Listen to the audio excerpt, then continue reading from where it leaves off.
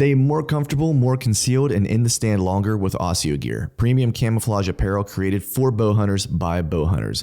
Osseo's revolutionary patented camo patterns and innovative features are designed to keep whitetail bow hunters totally invisible and dead quiet. Elevate your game with Osseo. Visit asiogear.com and take 20% off your purchase with code TRUTH20. Mobile hunters, our buddies over at Tethered are always innovating to keep us more mobile and in the game when it counts. From the Tethered One Sticks, the Fast Pack, to the Ultra Lock saddle, Tethered is always designing to increase comfort and utility while reducing bulk, weight, and fiddle factor of mobile hunting gear. And now, they've outdone themselves yet again by creating the carbon fiber forged Predator CFX platform, the latest fully featured mobile saddle platform that raises the bar for what's possible in mobile hunting gear. Whether you're new to saddle hunting or an old tree climbing veteran, go to tetherednation.com for all your saddle hunting gear.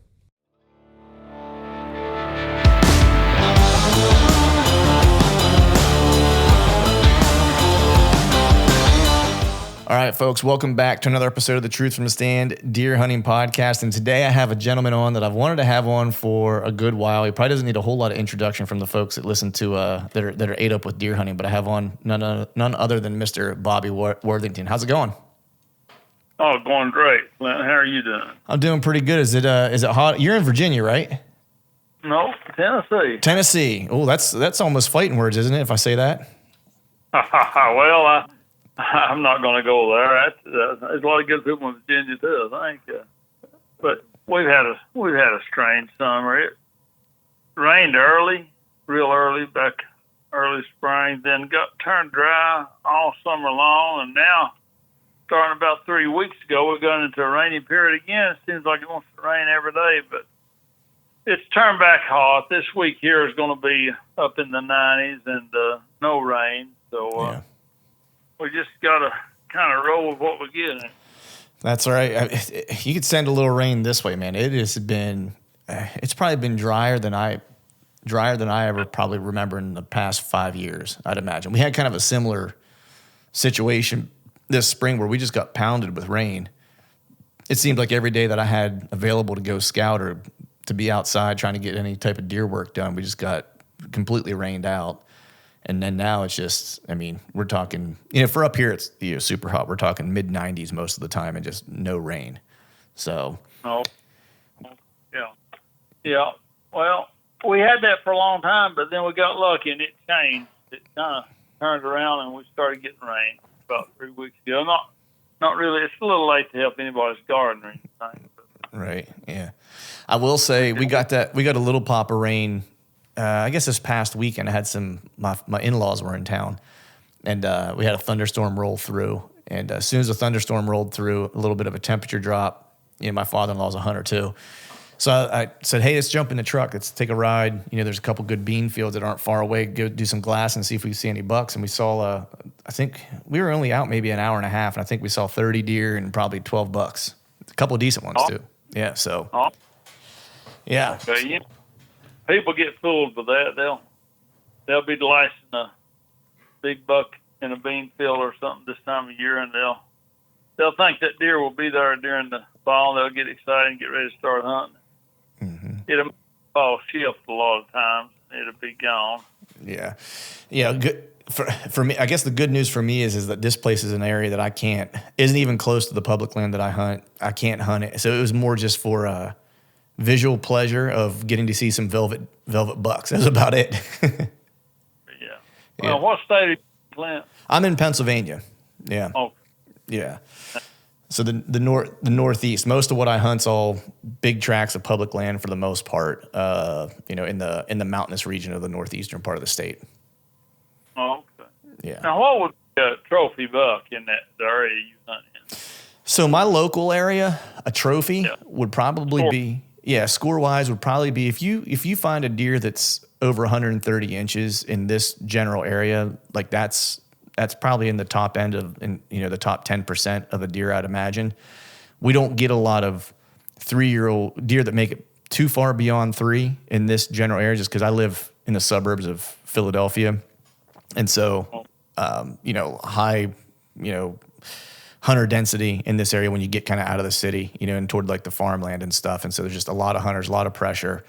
and deer just don't make it real far as age goes. Now, when I head north and I head more toward the mountains, which is a couple hours north of me, and that's where I do probably most of my hunting, you know, I'll consistently be able to find 140 to like 160 inch deer. Like, you know, when I say consistently, I'll find maybe 3 to 4 of those a year in that 140 to 160 range.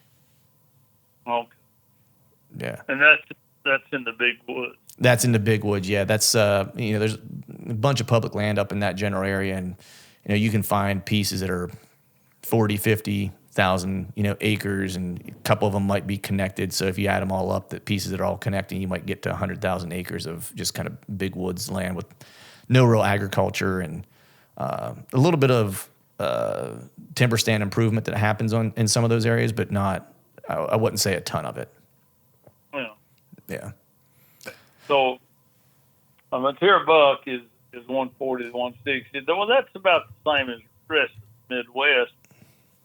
If you take into consideration you're in the big woods without crop field, because big woods deer will be 20% less than farm deer will be of the same geographical area. Right. So, yeah, and down where the farmland is, then the population, the hunting population, heavy that you hardly ever get a 3.5-year-old. So you're finding it both ways there. Yeah. Yeah. What I've kind of found in that big woods area is that, you know, I'm just seeing more. I've been able to follow a few bucks over the course of a couple years and watch them age from like, you know, from 3.5 to 6.5, you know, and then and then you know, one in particular I know of that I was hunting that got killed, and I knew of him for 3 years, you know, through trail cameras and you know, visuals and stuff like that. You know, you know, so I knew pretty certain that he was probably a 6.5-year-old deer, and that's just the difference between that area and where I live locally. Is just, you know, you don't get very many deer locally here that's going to make it to 4.5. You know, so that's the biggest change I've seen. But so that 6.5-year-old ended up scoring. That one, I want to say he was probably, I think. So my buddy knew the guy that killed him. I think he said it was like 138 and some change. Now, was that an 8-point or a 10 or what? He was a 9 point. Okay. Yeah. Well, yeah. Basically a 140 9-point and big woods deer. That's about all you expect. Every now and then you'll get one of them that really defies the rules, but when you put that same deer that really breaks the rules in big woods, if you could have put him in farmland when he was young, especially when he was a baby in his mama, he'd probably get on. That's, you know, you're talking about 200 inch deer. Right. Yeah. I always say I'll never kill a 200 inch deer if I see 140s. Yeah. Because I ain't passing those. Well, that's it. That's a lot of people's problem. I see it all the time. People, and it ain't just in Pennsylvania. It's everywhere. Mm-hmm. If you'll shoot a 140-inch deer, you'll probably never shoot a 180 because there's probably 20 or 30 times more 140s out there than there are 180s. Right. It's really hard to discipline yourself from some people, and I really don't know why. You kill a few real big ones. I just don't know. I guess it's just I don't understand why somebody would drop back down and shoot a good 30-year-old after they kill a bunch of big ones. I just don't understand it, but I do. I see it all. Yeah. There's a lot more 140s than there are 180s. There's a lot more 180s than there are 200s. So, you know, some people just don't want to go 2 or 3 years, I guess, without killing a buck. You know. Yeah. And the peer pressure has a lot to do with that. Go get your buddies, you know. You ain't killed a deer yet, oh, so-and-so, he's killed too, you know. And some people give in to that peer pressure. A long time ago, it put bothering me, but some people still. So that's it. So that's interesting. You know, when you were coming up, you've been doing this a long time, and you know, nowadays, you know, people have all kinds of ways to be able to track and follow an animal over the course of a couple years and stuff like that. And they might know of a deer that's there for 2 or 3 years and so forth. But I got to imagine, when you were getting started, there was a lot of mystery still involved in the hunt, and that was something I did last year. I didn't really rely on, the 2 deer I killed last year. I didn't know anything about either of them. They were, a mystery to me. They showed up and I hunted the right spot and killed one off of a scrape area. And then in Kansas, I killed one, glassed him and set up on him the next day and killed him, and that was probably some of the most fun I had because I didn't have any expectation of what was going to happen. I was just trying to make it happen as I was going. And I'm just curious, like for you, do you still kind of hunt that way or has it changed for you over the years? Well, back in the day, you could still buy his track and buy his sign, and the way he made his sign, you can figure out an individual deer pretty good. And follow him around, he'd be back the next year and be back the next year. You might hunt him for 2 or 3 years and never actually know what his track was like back before trail cameras. But you could tell he was a deer, of course, because you'd watched him 2 or 3 years, and then you kind of get where you can identify their track. And some bucks are rubbed certain ways or worked overhanging limb a certain way. I followed deer for years and killed them and realized I was following the same deer for years without a trail camera to see them. Every now and then you might get to see him before you kill him and say, well, he needs a couple more years or needs another year. But not always. Not always. Sometimes the first time I seen a deer after following him for 3 or 4 years, I'd kill him. But I'll tell you, I do a lot like you do even today, like you saw about this last year. There's really 2 ways I hunt and 2 ways I feel like you can kill deer on unmanaged property. Big woods, and it applies to farmland to some degree. I hunt, and it got to do with the time of year, but I'll hunt an individual deer's on his travel corridor in his core area. That window is real short, but I usually hunt a scrape or a rub line, and that's when that rut movement, when that rut getting close enough to the rut that he starts moving in daylight before the does come in. So you're talking about from my area on up through the Midwest, it's about the same to me. What I've noticed about October 25th to about November 2nd or 3rd. Starting the earlier, you're going to booger him. And if you wait any later, he's gone, chasing those does, and that's a different hunt. That's a total. If I've got an individual buck I want to hunt, I'll hunt him during that time frame. I won't start October 25th if it's warm. I'm afraid I'll bump him, but I'll get in there and hunt him. And then once they start going across country looking for them does, then I'll set up in a good tight funnel that's moving a whole lot of deer through it. And that's a situation like you was in, where you may have no idea about that deer because, see, he could have come from 2 miles away or 3 or 4 miles away. He's just a non-resident buck that's doing that long-range traveling, and because of the nature of the funnel, then he comes by you stand if you know what you're doing, you set up right. Right. So, we have a mutual friend, Joe Miles. He's the one who kind of made the introduction, introduced us. And I know he spent some time with you, and I talked to him a little, quite frequently. And I know he spent a little time with you, in the woods and stuff like that. And there's a couple of buddies of mine that, have followed your stuff, for a long time and really kind of, even though you don't know them, you're kind of their mentor.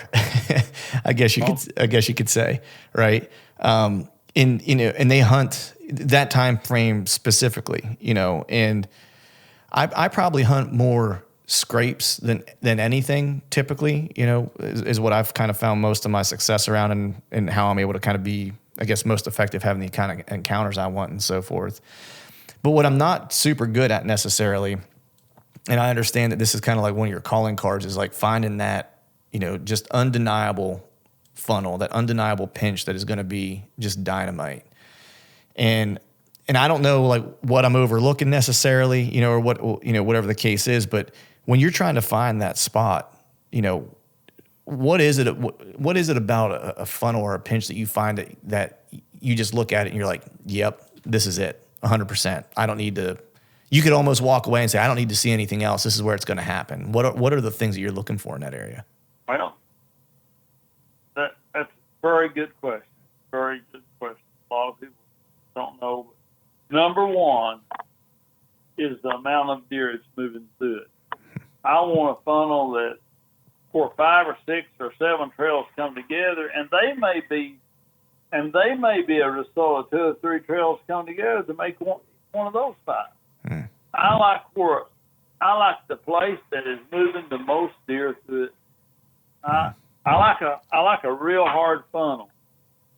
When I say hard funnel, well, let me go back to saying that I like it. First off, I want the number of deer going through it. And if it does not come to one heavy trail like a hard funnel, even though maybe 3 major trails going through the funnel, it's all the same if they're within shooting range of a bow.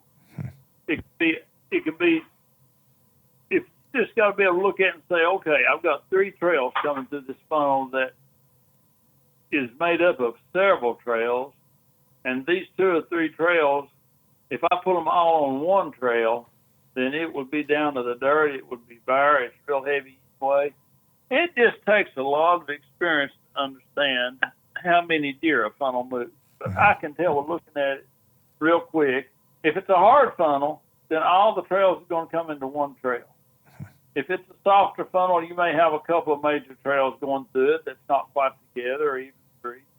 But it just takes a lot of experience to look at that and say, this right here is so many trails having to come together, and to go around this big, long restriction. You also look at the restriction. How long is it? How long a distance is it restricting deer? And how hard is that restriction to break? That will give you an idea of the number of deer moving through it too, because you got to understand the deer population is different in different areas. So if you've got a real light deer population, you might say, well, this is the heaviest trail I found here, but really it's not all that heavy, and say it's the head of a ditch, let's say, or a creek crossing. Then you say, well, I'm going to walk the bank of the restriction and see how far it goes and how hard it is for deer to break. And you walk the bank of it and say it goes 100 yards, 75 or 100 yards, and it's very difficult to break. It's a real steep ditch or it's a creek crossing with a high bank. And you go back to it and you say, well, that's the funnel and as many deer as anything I'm going to find, even though the trail is not real hard. So number one, I look for the number of deer that the restriction is moving through it. Then number 2, I look for historical sign. I look for old signs, 2 or 3 years, this year. I look for old sign. But now, because there's no big rubs there, if it's moving enough deer through it, and it's not a deal breaker for me, because a lot of times a funnel is in a steep area, and a lot of times the deer ain't going to stand on the side of a steep bank and make some rubs. But if you follow each one of those trails out till they get on flatter ground, you may find some straight rubs. And a buck won't scrape on ground that's not fairly flat either. Of course, his urine's going to run off, and it's just more difficult for him. So I like to follow the trails out, and I like to see that old sign. Well, here's no rub that's healed over, and this sapling here is dead from a rub, and here's one that's healed over, and then you might find another rub that's fresher, maybe one from this year. So number 2, I look for sign, and particularly sign over 2 or 3 different years. So number 1 is the amount of deer moving through it. Number 2 is there a big sign associated with the funnel, maybe not right in the funnel. Because sometimes you'll have a funnel that's moving a lot of deer through it, but it might be connected to it might be a bridge nowhere. It might be connected to a doe feeding area or something. It might be close to a field or something. But if it's in the big woods, of course, you're not going to have that. But there are certain areas, there are certain places folks learn to travel. The wind is generally right. You know, we've got either normally a southwest or a northwest wind. And the wind's generally right, and they can check certain doe bedding areas going a certain way through this big woods. And if that doves from different years, then that's probably a good area that the bucks they're traveling that way because of the way the wind eats through that land, and also because of certain places they can check where there's does. So I like to find big sign, but if there's no big sign and it's moving a lot of deer through it, I know when the deer gets moving across the country, they're going to have to go through there. Mm-hmm. But understand that a heavy trail in the woods that's not associated with any topographics or any type of funnel is it's usually does going from feeding area, maybe white oak acorn flat to a clear cut or a little thick area they're bedding. A heavy trail don't mean anything really, because a buck may not ever go through that even when he starts traveling. But when you find a trail that's heavy, because it has to be that heavy, because deer are forced on that trail by a funnel, now you're talking about something that's going to move. The same thing that's moving the does through there is going to move the bucks through there when they start going hard. Right. Yeah.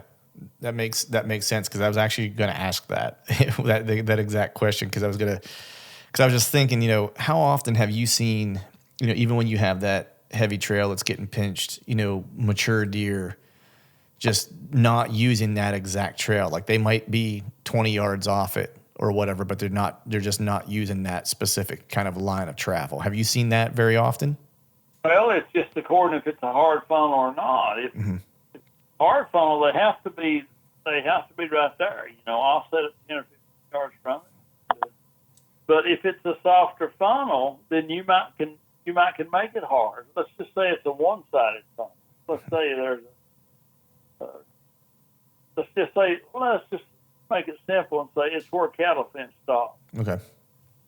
And makes a turn and goes on, and that farmer there on that land has cattle, and this is on the next land down.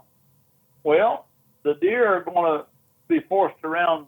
Any deer going anywhere from where that fence is, to point A to point B, has to come around the end of it. So on the other side, if there's no funnel, then the deer can spread out on the other side. Mm-hmm. But if you take that same fence and it stops at a ditch with a real steep bank or a drop off into a creek, which oftentimes they do because they won't try to fence that. It's too difficult. Then you've got a two-sided funnel. You've got a real hard funnel on one side, and on the other side it could be hard or it could be soft. But there's ways you can cut brush, or if you've got permission, you can hinge cut some stuff, or you can pile up brush. A lot of ditches are one-sided. A lot of creek crossings are two-sided. But if you're hunting a hard funnel that's a ditch funnel, and the deer is coming on the ditch side of it, then they're going to be on the trail. They're going to be right there. Mm-hmm. If they're going on the soft side of it, yeah, they could be spread out, but it's not necessarily that they're purposely doing that because they want to avoid that trail. That's not reasonable to assume that. Okay. Have you ever seen a good funnel in an area that was kind of like there wasn't really any topography that was moving them, but there was hard edges that was set by foliage, or was set by undergrowth or whatever. And the reason why I'm asking this is that the deer I killed last year in Kansas, where I had set up, he was coming out of a CRP patch with some does. I've glassed him the day before, and I knew kind of where he was going to go the next evening. So I set up where he was going to cross a bean field, but there was a corner that kind of happened where there was another CRP field that was kind of a catty corner to where he was going to come out. And he was going to come across a cut bean field, and that CRP field was going to make an edge, and that edge was going to lead into this, like breaker strip of CRP between a bean field and like a winter wheat type of field, or like a cut corn field. And in my mind, I was like, well, those two edges are going to put him right in that corner, is where he's going to want to come to. And sure enough, that's where I shot him. So that was kind of like my thinking on the fly. But have you seen that where there's not like topography, but they're going to use those defined edges of habitat and that creates a funnel? Absolutely. And I'll enhance those. when I find those, and I'm going to get a hunt in several years, I'll put a mineral lick right there. I want a network of trails forming where they're wanting to go anyway. And that way, bucks coming through the area, they'll hit a trail and they'll follow it sometimes. They'll end up finding me. But I'll enhance that. Maybe that's kind of a long, wide funnel, but I'll shorten the funnel up by hinge cut, and I'll do a lot of stuff, put a big scrape there, and I do as much as I can to discourage the deer from going where I don't want them, and to encourage them to go where I do want them. And put a mineral lick or something like that. I guess if you hunt in a state where you can bait or feed in the off season, you can put feed there. I want them to get used to using that natural way they kind of want to go anyway, but I want to encourage them even more to use that. And I've seen edges, habitat breaks, thick, just a real thick patch. Mm-hmm. A deer's going to always follow. They're like water. They're going to follow the path that leads to fish. That's just got to learn to kind of see that. I'll bet you there was a trail there too, wasn't there? Yeah, there was because after I killed him, I could see where they were using that little corner. Because when I hopped in, like I said, I glassed him from pretty far away the night before, and I didn't get in there until I knew it was about killing time, I guess, because I didn't want to booger anything up. And so after I killed him, you could clearly see where they wanted to use that corner. So yeah. Yeah. See, you can't let human logic dictate what you do. You got to let the sign. Mm-hmm. I'd have probably got in there and found that trail instead of only because of the same thing you've seen. I can see two corners coming together or three corners. But if you get in there and it looks obvious, it looks like a reason for them to use it, and there's no trail there, then I would absolutely not set up. Any trail you find in the woods is not from a one-time event. Right. But if a deer is using something at all in any significance at all, then there's going to be a trail. You might find a huge rub out in the middle of the woods. You think, man, that looks like maybe a signpost rubber. It looks like maybe you might use that again. Mm-hmm. But if you look around and there's no trail going by, sit there and hunt. I mean, you might kill a great deer there. You might kill a great deer at any spot in the woods during the rut. But that is not a repeated travel pattern. I don't want to bet on luck. I want to bet on one doing something again. Right. So let the sign dictate. If it looks good, looks like a corner or two corners, think, man, it looks like they're going to move through here for sure. Well, you get down, you go around and look at that area. There's not a rub there. There's not a scrape, and there's no trail. You're just as well set up anywhere in the woods, anywhere. Because you just got to let the sign dictate what the deer are doing. And I don't care why they're doing it. I just want to know where they're doing it. Right, yeah. We're not trying to reason with them, right? No, I know. Right. Hard for somebody like me, especially. So I'm curious, I know you kind of, looking at the sign and so forth, and I'm just curious, especially that time of year that you really like to hunt when you start around that 25th time frame. Are you, I guess, let me ask it this way. What gets you more excited? Finding a big kind of hub community scrape, or a big hammer rub? Which one gets you more fired up? Well, a 3-year-old will rub the biggest tree in the Mm-hmm. Then Illinois one year hunting a buddy of mine. There was a telephone pole there that was getting hammered by deer. We put a camera up on it. We got 5 or 6 deer within a week rubbing that tree. Of course, I guess the tree soaked aroma blocked to it or something. They wanted to rub it. They wanted one of them over 3.5 years old. None of them was broken. So that big sign, I look at the damage done to rub more than I do how big the tree is. The tree might dictate how old he is. It might not dictate how big a body he is. So, but I want to carry either way. Okay, I've got a scrape over here, a huge scrape that's worked hard. I've got a rub over here, a big old heavy rub. I'll go back to what I was telling you to begin with when I look for a funnel. I will look at which one of them has the heaviest trail or the trails associated with which one is moving most of the deer by. Makes sense. Yeah. And during that, it takes an entire rut to evaluate the value of a funnel. So, say you go to a new area and you find a funnel. This is moving a lot of deer through it, and it's got some old and fresh signs. Well, pick the one. If that's the only place you got to hunt, pick the one you think that your best chances is. I'm going to pick the one moving the most deer.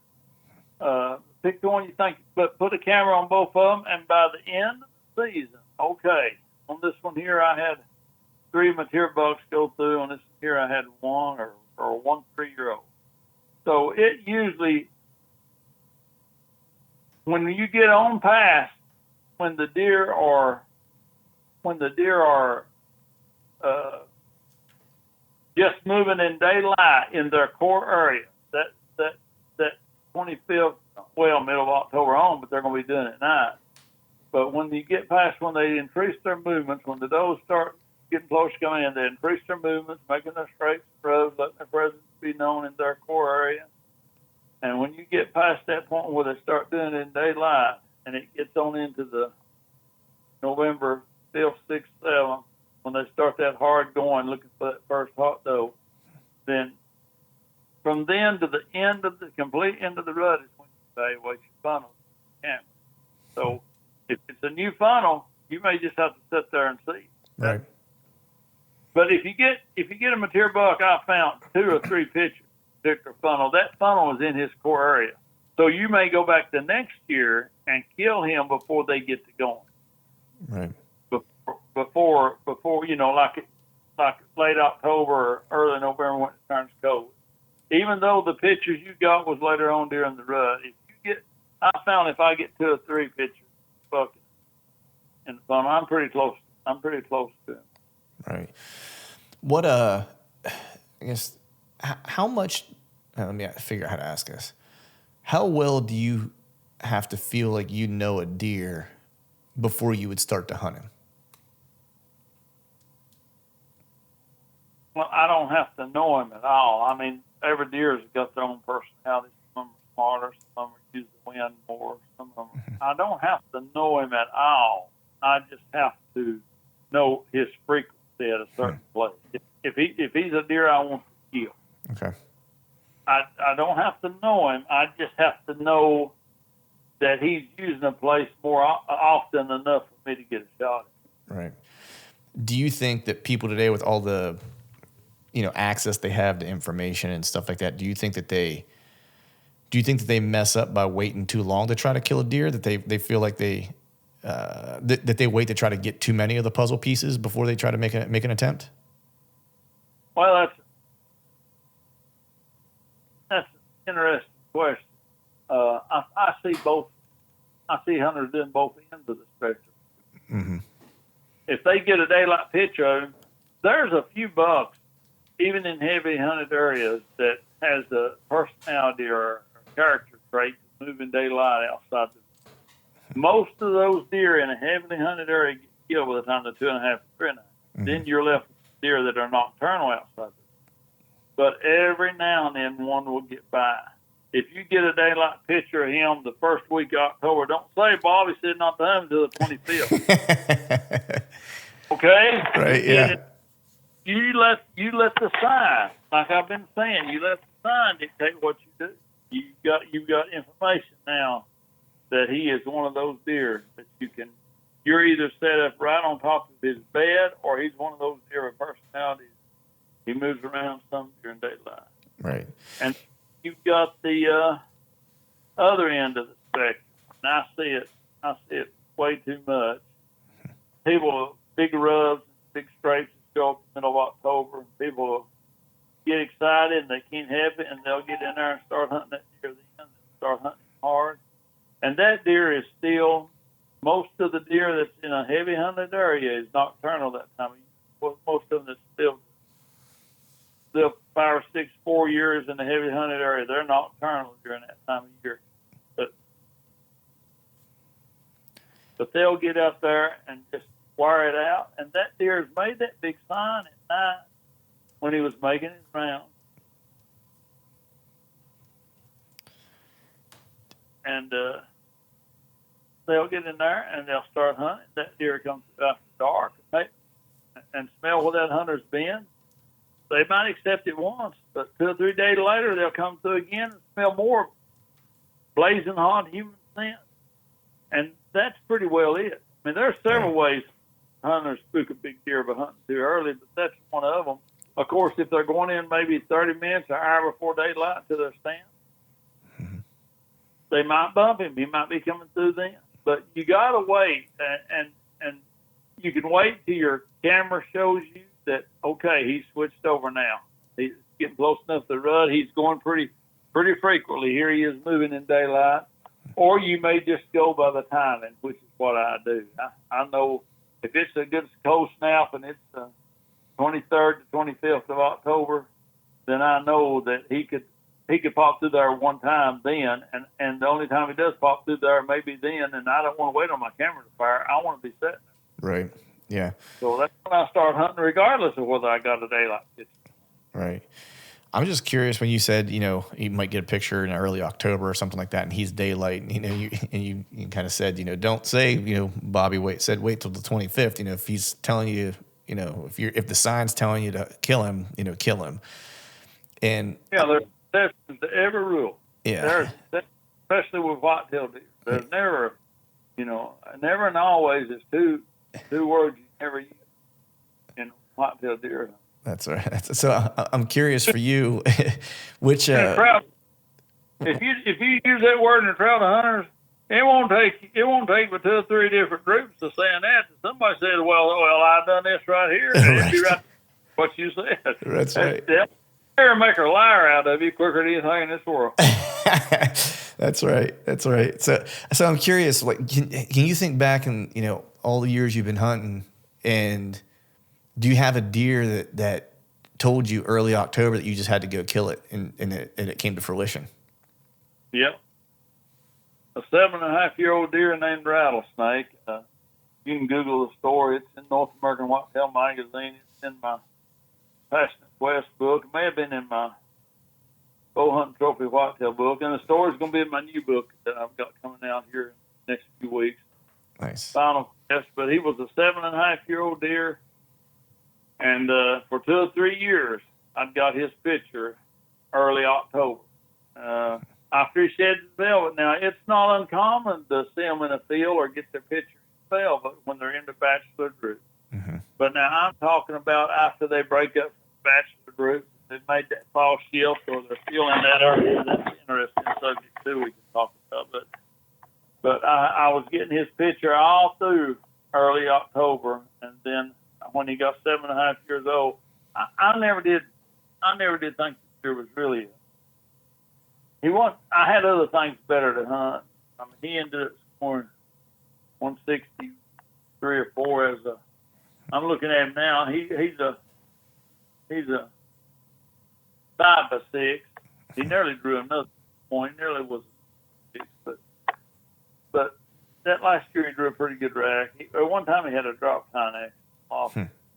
But finally I just decided, well, he's 7.5, and he's a deer I want to hunt, and I know I can do it early. So I killed him October 1st. Now, other than that, out of all of my big deer, none of them was killed before the 25th of October, other than that one.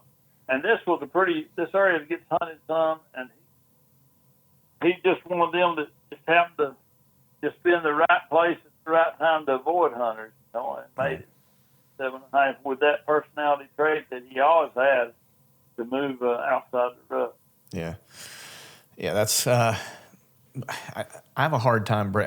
One of my favorite times to hunt is actually mornings in middle of October, like the 15th through like the 20th is probably like one of my favorite times to hunt. Now, I'll caveat that and say it's very specific areas that I've watched over a couple years that I have a scrape that a big community scrape that I've watched that gets a ton of traffic, and it does have a little bit of a pinch factor to it because there's a couple things that are restricting some movement there.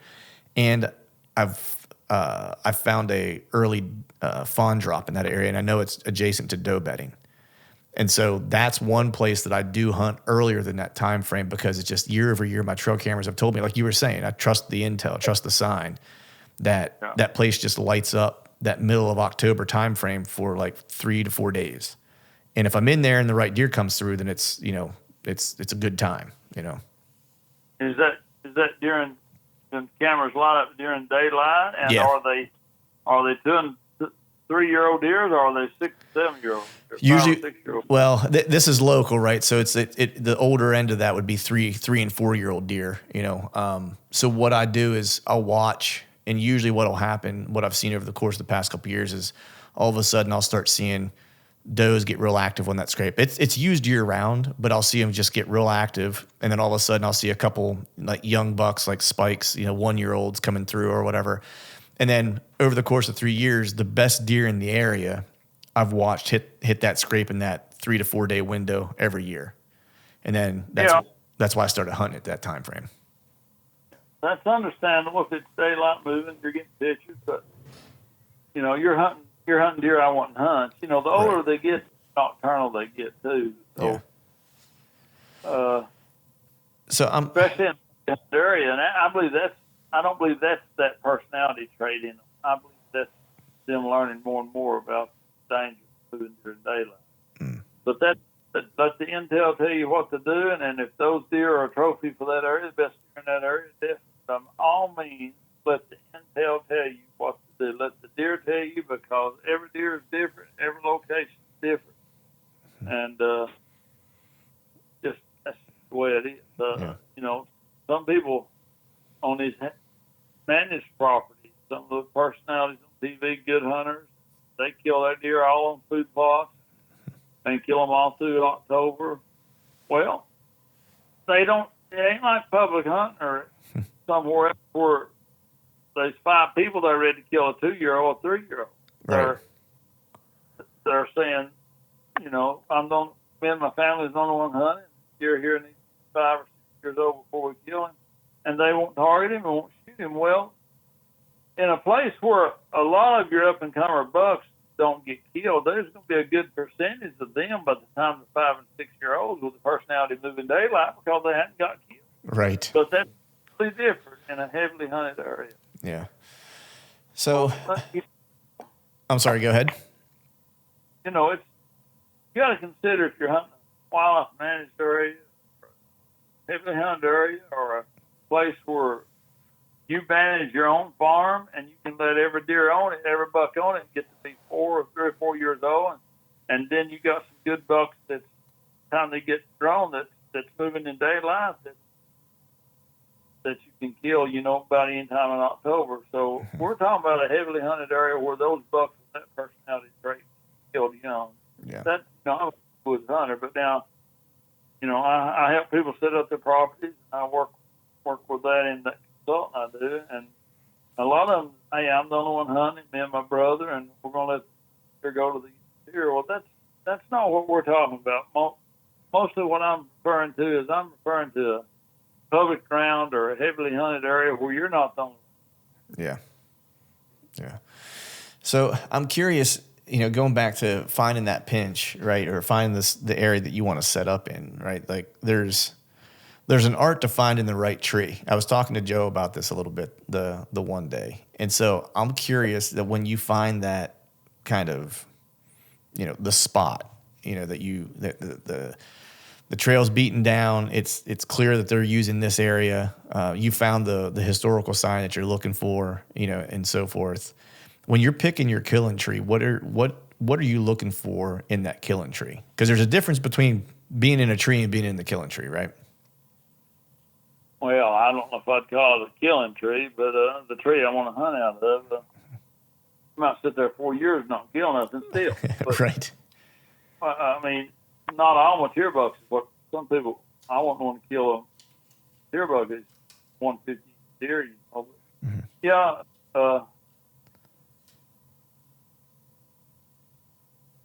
I want something. I want a tree on one side of everything. If I can. I don't want to split trails up with a tree. But with that said, I want that tree within 15 to 18 yards. I tell you, you'd be surprised at the deer that's wounded and missed by archers that can at 30 yards shoot one each group, I guess, with a compound. You'd still be surprised at the number of big deer that gets down, wounded, or even missed. There's a lot of reasons for it. Buck fever is one of them. But when you can draw your bow back and you got 5 sight pins or 4, and you put them all on the heart, you're going to have confidence you can make that shot. You're not going to get nervous and snap the trigger or something. You're going to be very confident. And, of course, everybody understands the minute of angle, I guess, as hunters. But I just, because of that and other reasons, I want to be able to shoot him walking. Not going to stop if it's terrain's too steep to make a mock strafe, and I'm not going to get stopped. I shot one last year at 6 yards walking by me. Shot him within an inch of where I wanted to. It's just, I like a close shot. There's too many things go wrong. The reaction of the deer, maybe an unseen limb, you're nervous, you haven't drew your bow back in a while, and it's not like everybody's a champion, at home in their own range. But That's it's right. different when you're tree. So I want a tree that's close, but I want a tree that I do not want any trails downwind. If I have to hinge cut and do other things, manipulate that, I will. If it's moving enough deer through it and I've got enough confidence in it, I want a tree on both sides of the funnel deer. Let's say it's a ditch funnel, then one of them would be actually in the edge of the ditch, where they're funneling around the top of it, and then one would be uphill from the deer, and you got to keep that in mind too. That way you can it'll give you a better chance to hunt more wind direction. So that tells you can hunt more days if you've got a tree on both sides of the funnel deer. Right. And understand that a funnel, a lot of bucks, when they get older, they ain't going to move in daylight much unless they can kind of tell what's going on with their nose to some degree anyway. And but a funnel makes them give up that wind. Okay, I'm going north to south. Now I'm coming on a big ditch. I got to turn west, go up above this ditch and go around. See? So that's another good thing about a funnel. Cover on the tree. I like cover, of course, especially on the downhill side of the funnel. If you're down lower than the trail of your tree is, I try to get as close to the trail as I can where I can get up high.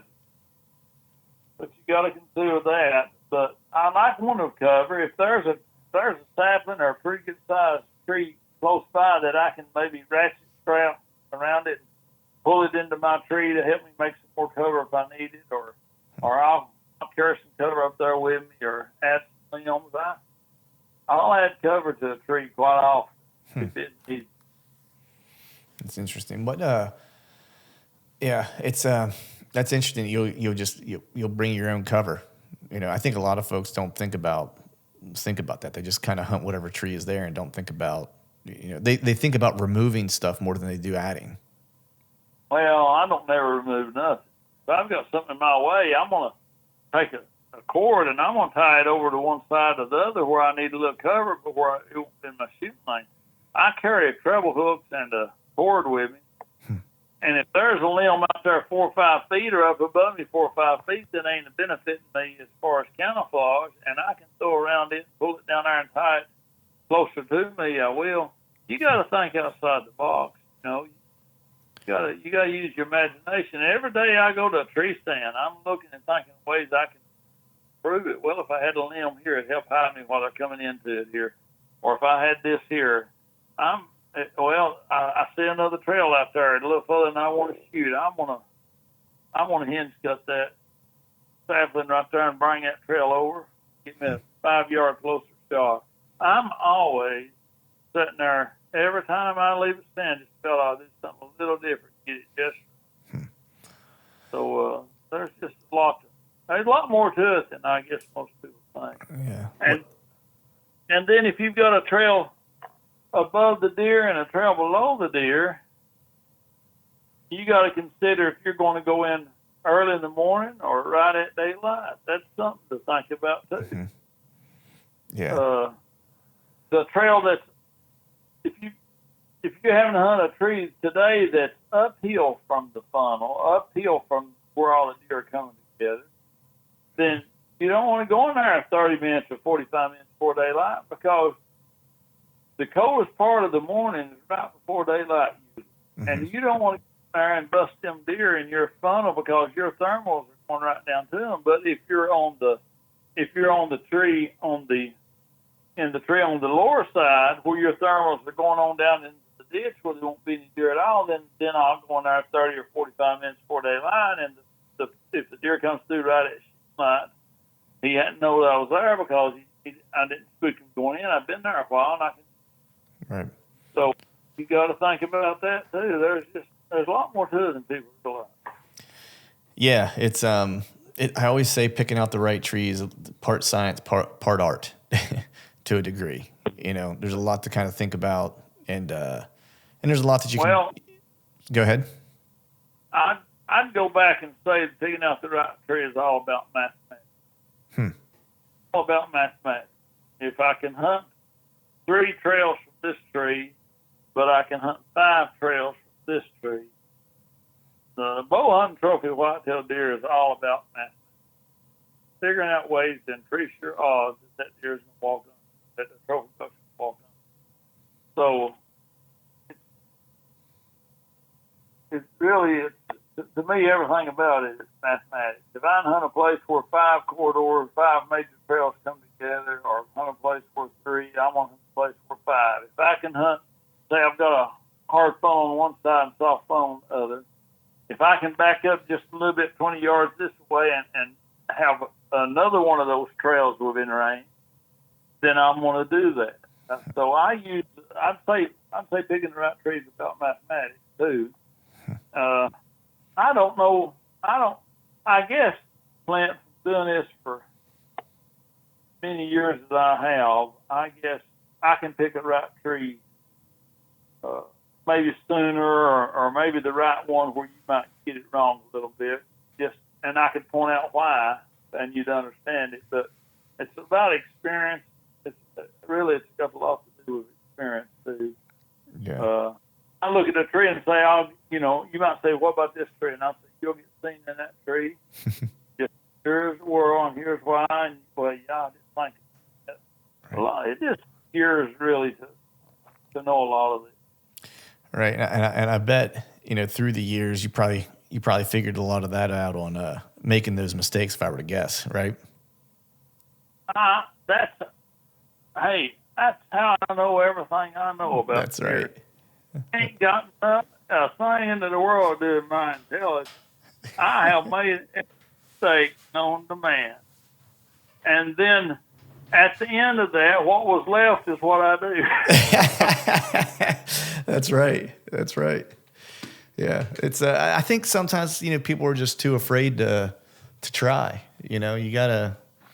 You don't want to be foolish necessarily, right? But if you have a good idea and you got a little bit of smarts and you spent time in the woods and you got some woodsmanship, then do what you think's right. Do what your instinct is kind of telling you to do, and maybe it works out, and you made the right choice, then great. What'd you learn from that? And then, the same's true if you make a bad choice and you make a mistake, and well, what'd you learn from that? And how do you do it different next time? Right. That's exactly right. Yeah. And you're right. A lot of people are too scared to try.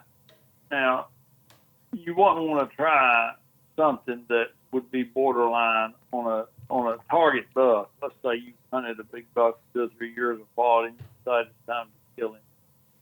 You wouldn't want to take a risk on educating that deer. But now, in those funnels where a deer, you don't know what deer is coming through, you have no idea because it's that time of year and it's going hard and something might come through. Get in there and hunt. If you think it's a little risky on the wind or a little risky on that tree that you might get seen, just like you said, you got a better chance out there in that tree of killing it than you just sitting on your couch. Yeah. But get out there and hunt and there's nothing more important to your hunting than the amount of time you spend hunting. Anything you do in life, familiarity is paramount in anything you do. You'll just slowly shooting a bow, shooting a traditional bow, or you'll just slowly, subconsciously, your subconscious will slowly learn the way to do it and do it right, and you may not even realize it. Familiarity is paramount. The more times you do anything, what seemed very awkward at first or very confusing will just slowly come around if you'll just spend enough time. That's right. Yeah, it's I don't know how many places. Well, Kansas was a good example. It took me 3 different seasons going out there, getting my tail kicked because I was stubborn. I was bound and determined to do it from the ground. That's how I wanted to do it. That's the experience that I wanted. And I don't hunt a lot from the ground in Pennsylvania, so that was really kind of my first kind of run at really just all ground hunting and spotting and stalking. And I paid the price 2 seasons in a row where I had really good opportunities on really good deer that I screwed up, getting caught drawing, getting seen visually, getting winded, just made every mistake you could possibly make. And then last year, just I made enough mistakes where I figured it out, essentially. Good deal. Good deal. Congratulations. Was it a nice deer? Yeah, he scored Boone and Crockett. Oh, good. Great. Yeah, he was a good buck. But I want to talk for a second about you mentioned the shift earlier, but I don't remember if I read it, you wrote it somewhere, if I heard you talking about it. I don't remember exactly where I got it from you at. But I've heard you kind of either or read that you mentioned that mature bucks will sometimes have 2 home ranges. And it made me kind of stop and think, when you said that, and like my initial kind of thought immediately went to, I think hunters can understand the concept of a single home range, that a deer shifts, right? They're living here and they're eating in beans just to make it easy, and then fall comes around, they peel their velvet, testosterone spikes, and now they're moving off to wherever their kind of fall range is going to be, and then that's where they're going to be, right? But what do you mean by when you say, that the second, they have a second home range, and then if you have a buck that has 2 of those home ranges, how do you find that second one, and is there any relationship to the first one?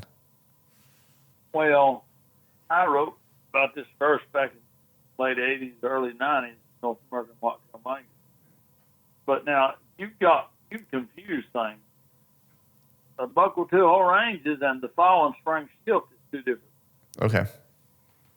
The fall and spring shift, a lot of people think every buck makes it shift, but he don't. I have found, this past season, I had 5 or 6 mature bucks, and that's not normal. I don't have that many running on this place I hunt, but I had maybe 7. But I had a lot of mature bucks, and they do it every year. They batch to a group at a certain place, and it's rough. It's back in an old strip mine right on the edge of the bluff, rough country. Them old bucks, they'll let the does have the best spawning places, close to the food and all this, best habitat. But this is rough, big woods, and I had 6 or 7 mature bucks. Only one of them stayed, and a buddy of mine, Paul Priest, a friend of mine, he won one of the survivals, those outlast. But he killed that deer. It was a old deer, real wide, heavy, big, heavy deer. But he's the only one that stayed. Normally, in a bachelor group, if any of them stays, then it'll be one. And usually, a lot of times, it's the most dominant, but not necessarily the most dominant. It's just according if that's primary or not. So, I manage to look after about 3,000 acres. Then this is a pretty good average for this amount of land. I learned a lot by this. On this much property, there's 2 places on it that bachelor groups bachelor up during the summer. There's 2 places on that much land, and there's 3 or 4, always 3 or 4 individual mature bucks that is not bachelored with the other deer of their age. They're either by themselves or they're bachelored with 1.5-year-olds. usually 1.5-year-old. Those bucks usually that's bacheloring by themselves or with another real young buck, those bucks usually do not leave. So when you put the mineral licks in there and you spread them out good and you start getting pictures, well, I've got 3 or 4 mature bucks here the same age. But over here, I've got one big mature buck, and he's by himself or he's with a 1.5-year-old. So you need to get in there right then and start figuring out how to kill that deer. Look at the lay of the land, because that deer is probably not going to leave. I've had 7 bucks featured in North American Whitetail magazine. And if you'll go back and look at those articles, there was 3 of them that I had pictures of in velvet on mineral licks that I killed in the same location, but they weren't bachelored up. I believe when they bachelor up, dominance is decided. They can fight each other with their hooves and posturing, and they'll decide dominance.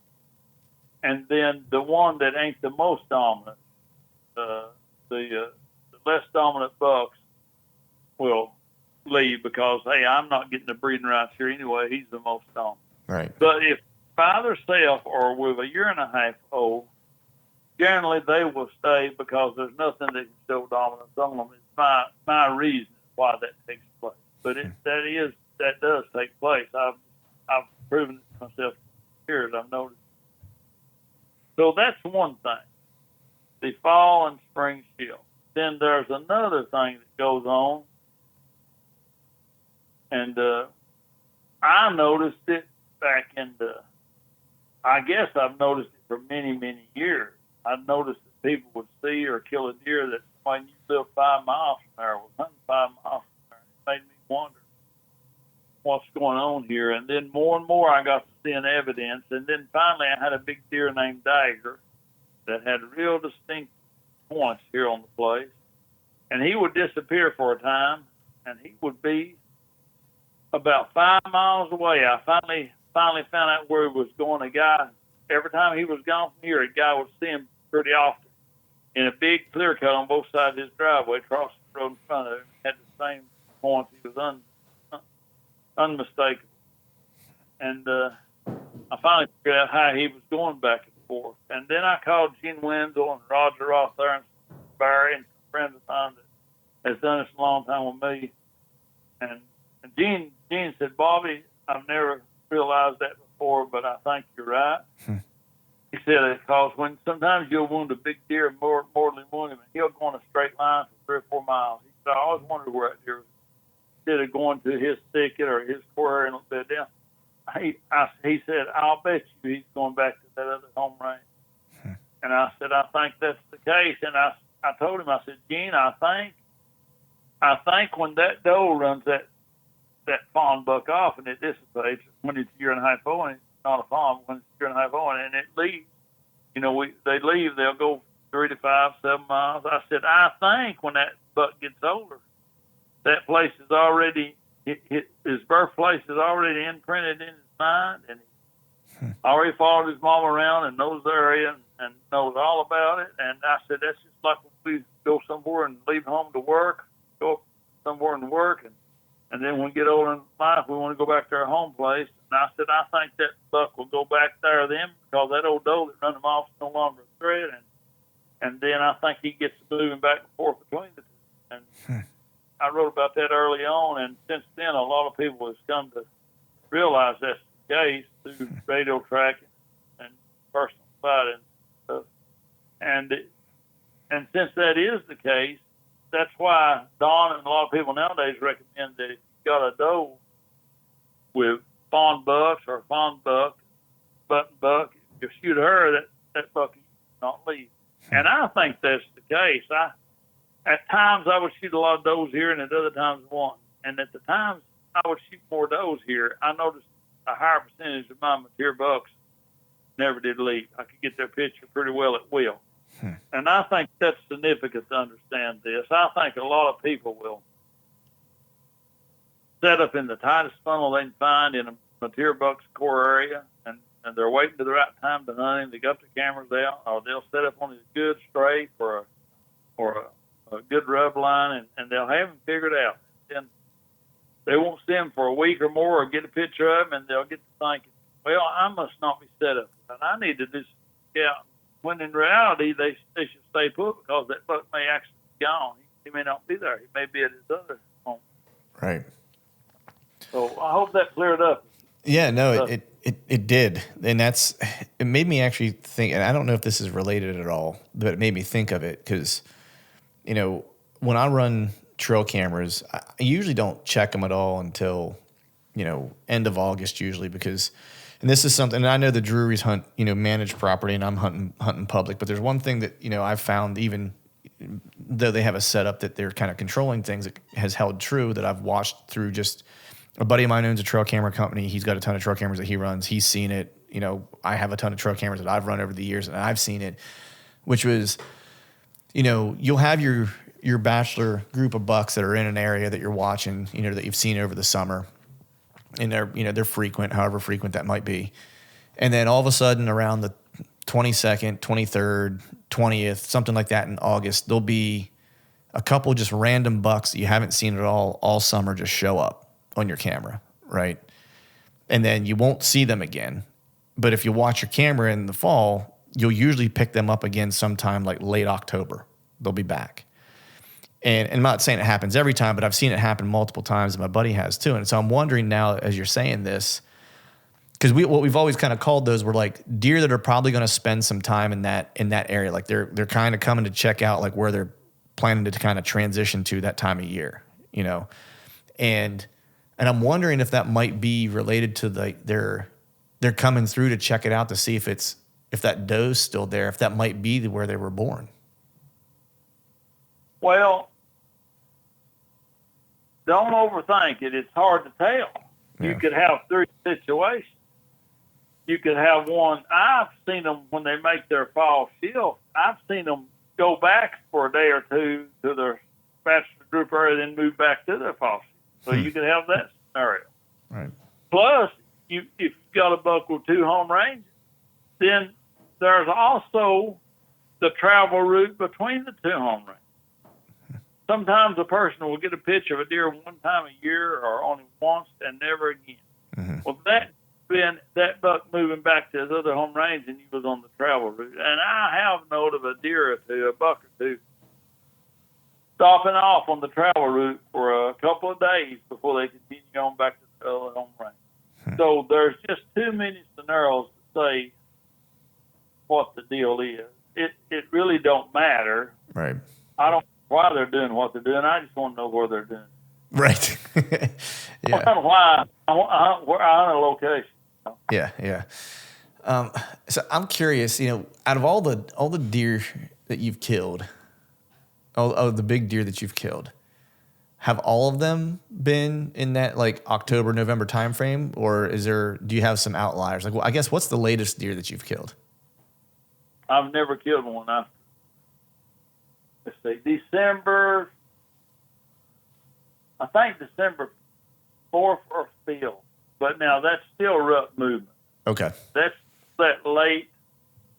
I like, generally, I not heard still a rundown of the rut, but generally about October 25th to about the 3rd or 4th, they'll get on their feet some during daylight then in their core area, but that long range traveling really hasn't started yet. But then you get on about the 4th, 5th, 6th, 7th, 8th. If you miss those days, or if it's unseasonably warm on those days, then you pretty well, your chances go down probably 80% killing a good buck, because that is when the big bucks are on their feet moving. A lot of times daylight to dark, they're looking for that first hot doe, and that is the time. That is the important time. And then after that, you've got the lockdown. But now during that lockdown, I understand that bucks get between does and they can get on their feet some, but you won't see it much because the does are in heat. So they they breed the doe and she goes out. Well, within 2 hours, he's hooked up with another, and especially at night, especially if he's dominant, even if he has to run him off a year and a half. And then about November 19th, and it's the same timeline where I live here in East Tennessee, up through plumb up native, all through the Midwest. Anywhere through that area is about the same time frame.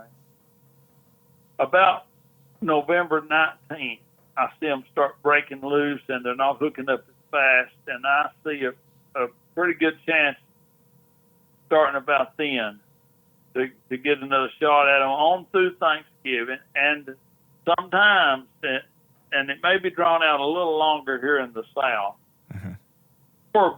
more because the buck-doe ratio is off so far than other reasons. But on up to about, I don't stop that rut hunting funnels until about December 5th. Okay. Interesting. The I hunt late season. I'm hunting big woods. I mean, you're just totally betting on luck. It ain't like there's a food plot or, hey, if I was in the Midwest or somewhere where it's farm country, that late season, there's a buddy of mine, pretty well known, his name's Roger Roth there, and I hunted with Roger quite a bit. And when I first met Roger, he was just like me. He loved that rut. He wanted to hunt the rut, wanted to hunt that first period of the rut. And then later on, when he bought a farm in Iowa, actually on some land we'd hunted before, he got that set up just right, and he hated it. He said, I lose too many bucks during the rut. They just take off, and he said they're hard to stick. He wanted them on that late season food source. He only hunted mornings. He only hunted now sometimes he'd hunt early season too if one showed him that he needed to be hunted that time of year. But if I was hunting where I could have a big standing corn or soybeans, in the field late season, that'd be a good time. But now, I like the excitement of the rut. I want to see the big, heavy neck buck coming through the front and turn the woods up. That's right. Tell you about this late season, there's a few things that you got to consider. Your target buck may have already been killed. May got out during the rut shot, or he might have got broke up, which happens a lot with these mature bucks. Or you got to think about this too. And I ain't got no use for these global warming people, and I don't think it has nothing to do with it. But you just got to admit, if you watch things over the last few years, that our Novembers are not as cold as they once were. Yeah. And even late seasons, even Decembers and Januaries, we don't have a lot of. We used to have, when I was a young man growing up here, we'd have 5 or 6 or 7 major snows. 5, 6, 7, 8 inches deep, but hard once a year now maybe.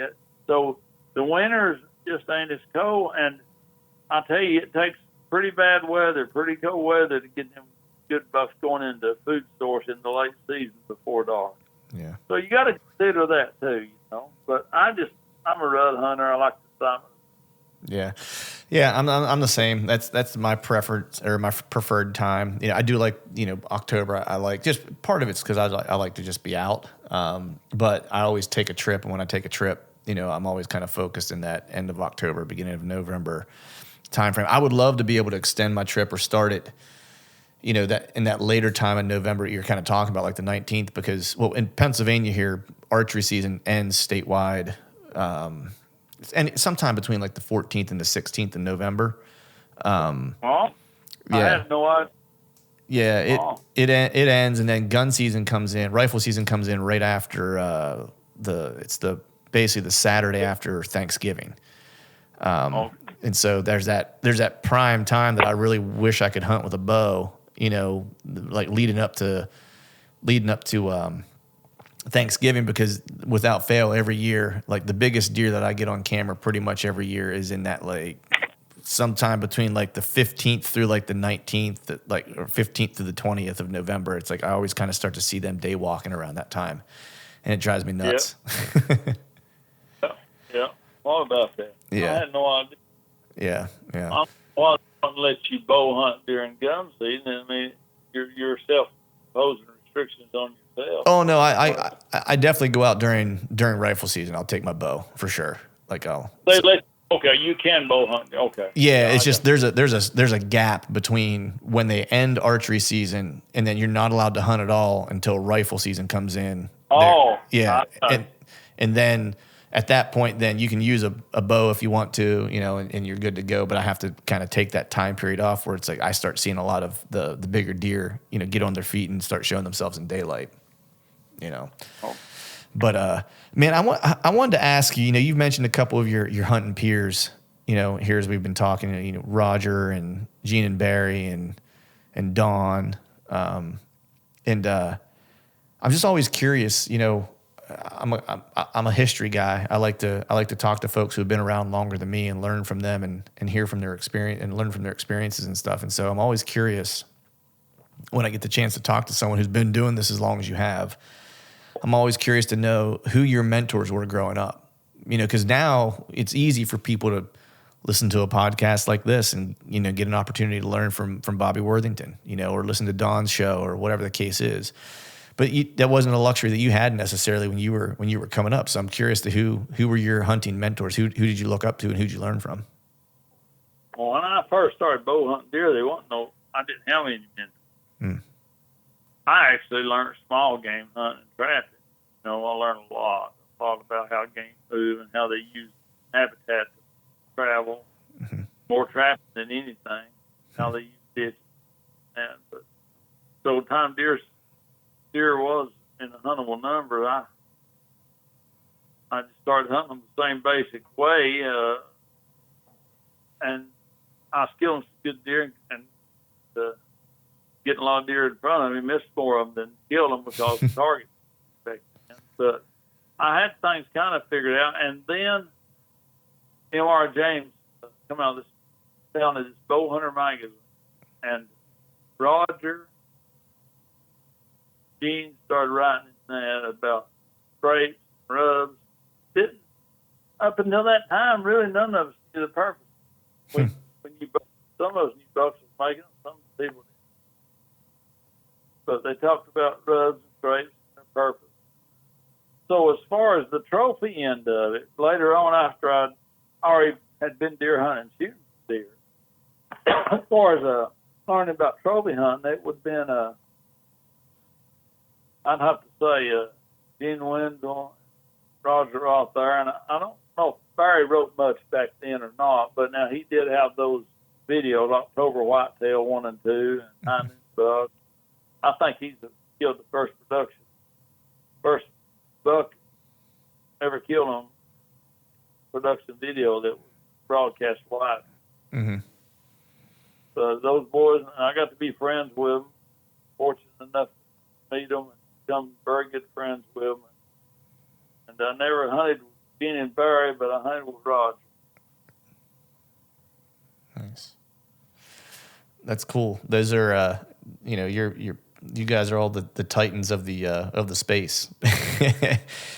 Guys like me see you guys, and it's we just appreciate everything you did to, help us kind of learn and expedite our. Maybe we don't have to make as many mistakes over time as we would have otherwise.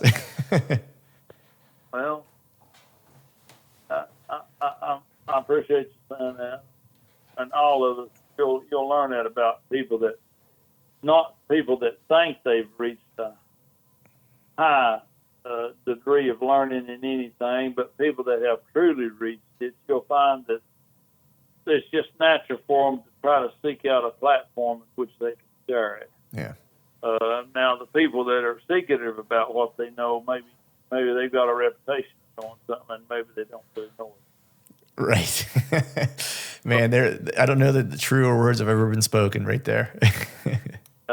Well, you I've got a new book coming out.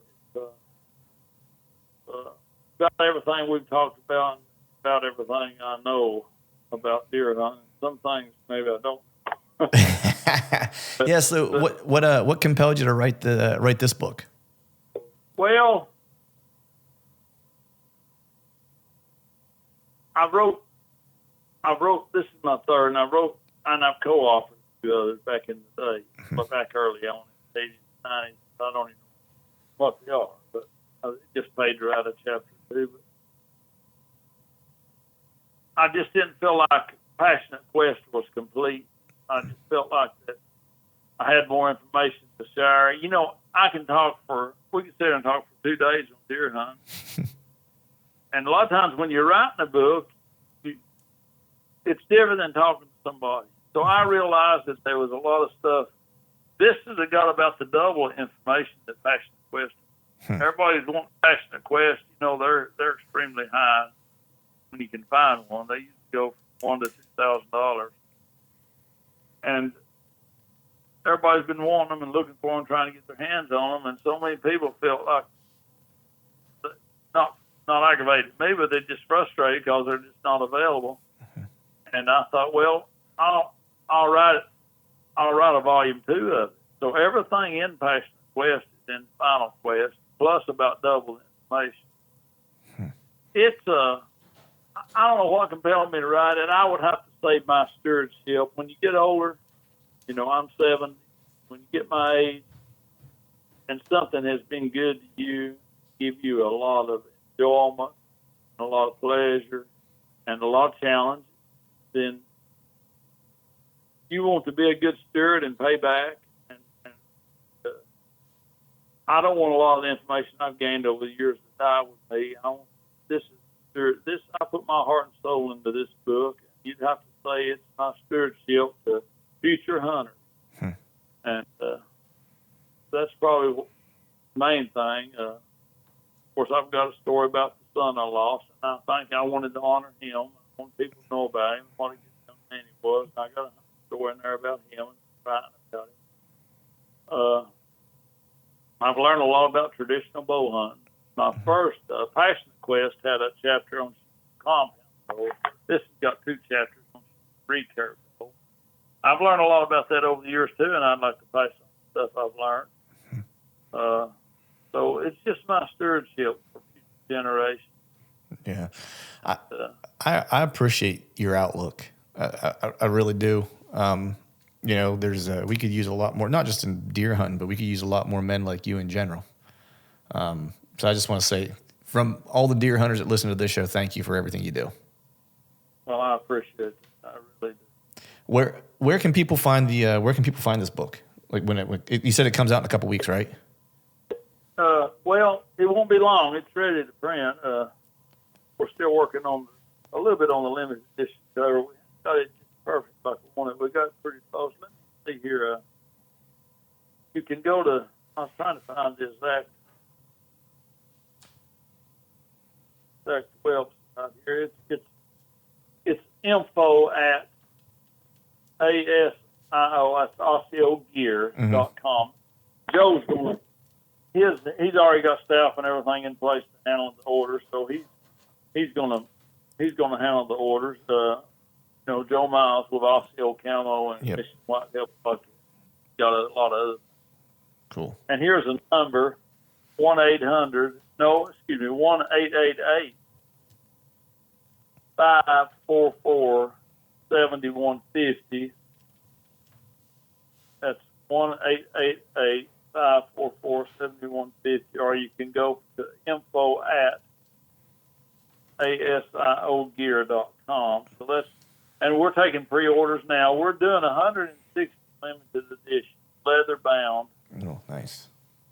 I'd say over half of them are spoken for already, and we hadn't advertised much. Joe's got his Mission Whitetail podcast.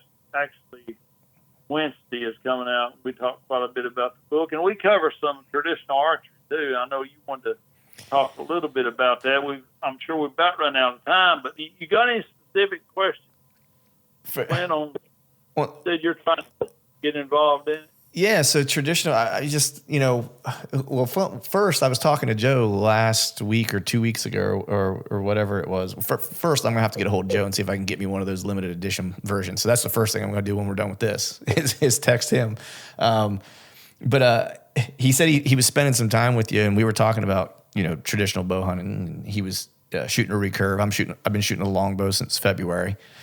And he had mentioned he was spending some time with you, and he was, and I didn't know this about you, and he'd mentioned that you were, just a very accomplished traditional archer, right? And he said he was doing some shooting, asked, you'd take a look at his form or whatever, and just make sure he's doing everything okay and stuff. And he said he shot some arrows, and he said, yeah, you look pretty good. Like you're doing all right. Things look pretty all right. And then he said he asked you something about shooting a deer with a traditional bow. He's like, and all the wind went out of my sails, and he said, oh my, Bobby said, oh my, no, I wouldn't deer hunt with one of those. I ain't good enough to kill deer with one of those. And he's like, and then at that point, he's like, I almost wanted to put the recurve down. And I just thought it was kind of funny. But my question is, I feel like I'm doing. I've killed deer with a recurve bow. I was kind of getting his goat a little bit, but I am 70 now, and it's a little bit hard for me to be able to relax the proper muscles with a hunting weight bow to shoot the kind of groups I do in competition. Of course, I shouldn't expect to either. In competition, I shoot on the world class level. I've won 8 world championships, 21 nationals. Wow. And I guess when I shoot a heavyweight recurve, a heavier hunting weight, I expect to have the same kind of result. Mm-hmm. And it's just not going to happen. Now, when I was 25 or 30, I could shoot a pretty heavy bow, but it's very important to be able to relax the muscles that you are not needing to shoot the bow. And sometimes if you're under quite a bit of strain, like 5 pounds, it's hard. Mm-hmm. Hard to do. So what would you recommend? Like, so my regimen is I shoot every day. I usually start at like 12 to 15 yards and then I'll move back to 18 and then I'll move back to 20 to 21. And I'll shoot as far back as, I'm trying to think what my normal regimen is. Probably like 25, 26 yards is about the furthest I'll shoot with the longbow, just in my yard as I'm practicing. But I feel like my effective hunting range, I'll probably keep it within like 15 yards. And in that area, I feel good. I've gotten in an elevated setup and shot from there, felt pretty good. I was on target. I actually shot more consistent elevated than I did on the ground. But for a guy who's been shooting, since February, every day, what would your advice be in terms of, wanting to take that thing to the woods this year and try to make some stuff happen? Well, you're not going to get any better by shooting more arrows. Mm. Once you get your muscles tuned to a certain poundage of bow, and you're shooting with the knowledge you have now, you're not going to get any. Get a coach or gain new knowledge from somebody that knows what it takes to shoot right. The only way to progress, the only way to learn something, and then the only way to progress at the next step is acquiring new knowledge. Most people underestimate the value of knowledge. Once you acquire new knowledge, let's say you're executing a certain way, and I'd have to ask you exactly what your shot execution is like to know. Once you told me that, I might say, okay, you need to do this. Mm-hmm. And you ask me questions. Once you fully understand it, then you go practice it until it becomes a skill. Until you train your subconscious, and it becomes a skill, and then you will jump up to another level. And then the only way to advance from there and go up to another level is the same process. You learn new additional information, good information that you don't have. You practice it till it becomes a skill, until it becomes whatever you want to say it, a habit, a natural, subconscious, whatever you want to say it. It all talk about the same thing until your subconscious mind gets trained how to execute it. And then you'll go up another level. So don't just keep shooting the way you're shooting. Okay. Don't do it. And I think you're shooting way too often, too. Okay. How often would you recommend shooting? On lift weights, you're using back. Well, if you're shooting correctly, you're using certain muscles in your back. If you don't go out every day and do arm curls every day. That muscle's going to get smaller. You're going to get where you can't feel it and can't use it correctly. The muscles you use, if you're using the right ones, they need a break. Mm. And I used to shoot daylight to dark. I probably shot more arrows than human, any foolish human living. I'll say that. 15 to 21 well executed, well thought out arrows every other day is plenty. Okay. Well thought out, well executed arrows, 15 to 20 into the target. But you can't well think them out and well execute them unless you know the proper technique to execute. Now, you can get great groups. Everybody's a champion in the backyard. Everybody goes to these national world titles expecting to win because they were shooting in their backyard to kill them. Mm-hmm. But that technique will not serve them when they're under tension, when they're under stress. I can use my arms and shoot very well at my target range when I'm relaxed and I get into the feel of things. I can shoot very well. But that technique will not serve well at all in a stressful situation in a long competition. It won't serve well at all in shooting at a deer either. Right. Yeah. So learn how to execute there's a lot of good coaches out there, a lot of good people on the internet. Dwayne Martin's probably still got some stuff on there. John Denver, Rod Jenkins is an excellent archery coach. I do a little coaching. But nice. Find a good coach, a good reputable coach, not somebody that's been there and done it. Yeah. I learned this in a good book. You want to judge the quality of the tree by the fruit, you know. Yeah. Very few people have sustained championships over a long period of time. Some of them might go in there one time and win a world championship or a national that did maybe that particular year didn't have some good competition, but win several national world championships. That's what it. Yeah. In my opinion, all good archers are not coaches, but all good coaches are outstanding archers. Executing the shot correctly is all about feel. It's all about a feeling. It's all about body awareness. And if you've never felt it yourself, you cannot tell somebody else. Right. Yeah, it's one of those things. Like, I'm not a good archer as far as traditional equipment goes at this point. But it's one of those things where you can feel when it's right.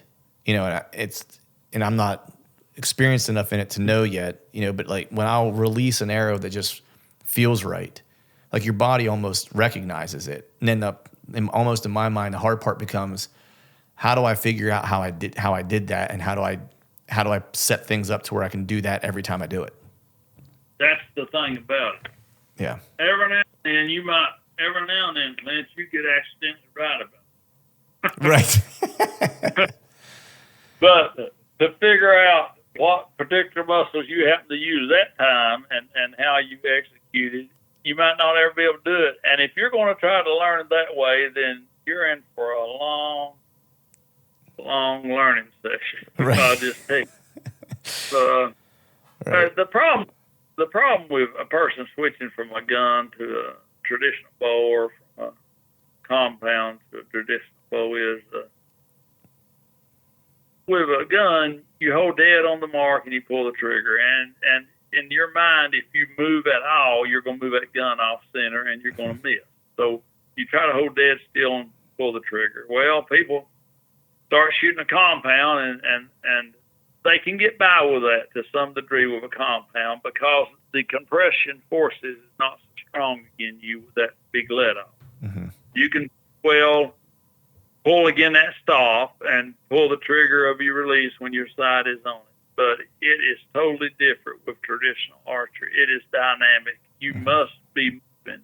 You've got a lot of compression forces against you, and you must be winning that tug of war against that bow when you release, and you must continue to win it through the release. You can't just stop as soon as you release it. Right? So you have to be very dynamic with shooting a traditional bow. You absolutely must be winning the tug of war against that bow, straight toward and straight away from the target, and you must be doing it with back. Yeah.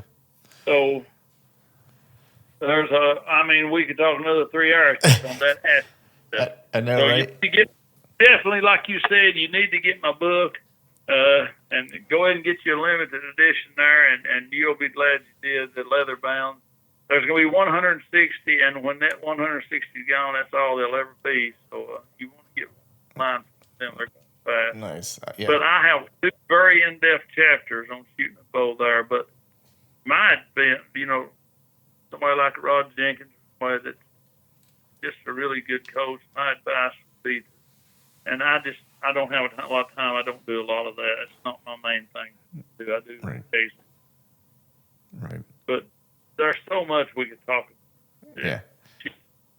Uh, Well, it sounds like I'm gonna need to get that book, and and I'll read it, and it sounds like we might have to have a part 2 to talk about what I learned in the book, and then maybe pick your brain about a little traditional archery, because I kept you here about an hour and a half tonight, and I want to be sensitive to your time and make sure you got some time to enjoy your evening. I appreciate that. I really do. We've had a good talk, I think, and I appreciate you inviting me on. And like I said, I like sharing stuff. I've got to be a good steward of what has given me so much pleasure over the years, and what I want to do for years I didn't. I just kept doing my thing, busy, and then I got to thinking, I've reached the level where I can benefit. Right. Well, I appreciate you, Bobby. You're one of the good ones, and glad you're a part of the hunting tribe, and you're a great steward and a great ambassador for our sport. So I just appreciate you. I really appreciate you too. Appreciate you having me. All right, folks, that is a wrap for today's show. I'd like to thank all of you for listening. And if you haven't yet, please head over to iTunes and leave us a 5-star rating. And be sure to subscribe to the podcast. And hell, while you're at it, head over to YouTube and give us a sub there too. And before I shut this thing down, we need to give a big shout out to our partners who continue to help us make this podcast possible. Osseo Gear, Tethered, Exodus Outdoor Gear, and Genesee Beer. And until next time, we'll see y'all.